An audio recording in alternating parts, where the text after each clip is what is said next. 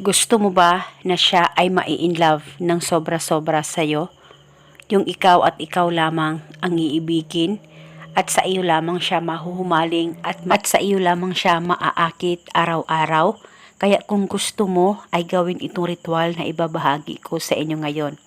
Pwede mo ito gawin sa kahit na anong araw o oras na gusto mo at dapat 100% ang paniniwala mo sa mga ganitong pamamaraan nang sa ganon mapadali po ang talab nito.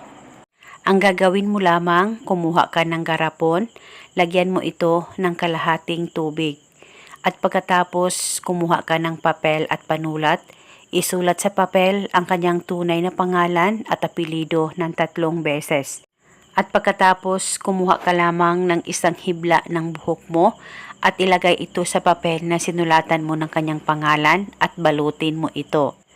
At pagkatapos, ay ilagay o isilid ito sa garapon na inihanda mo na may kalahating tubig. At pagkatapos, ay magpataka lamang ng kaunting pabango mo. Patakan mo lamang ito ng kahit na anong pabango na gamit mo. Any perfume o any cologne ay pwedeng gamitin.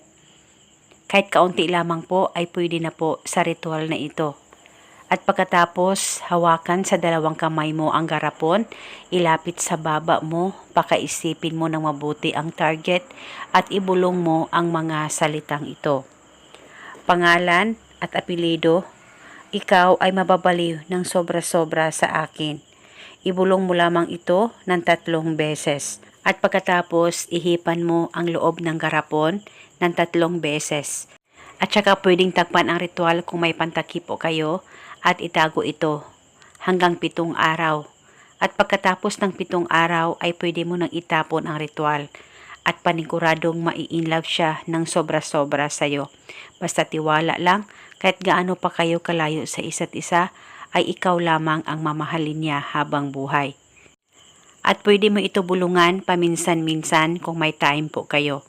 At pagkatapos ng 7 araw, kung sakaling gusto mong ulitin, ang ritual ay pwedeng-pwede, wala pong problema.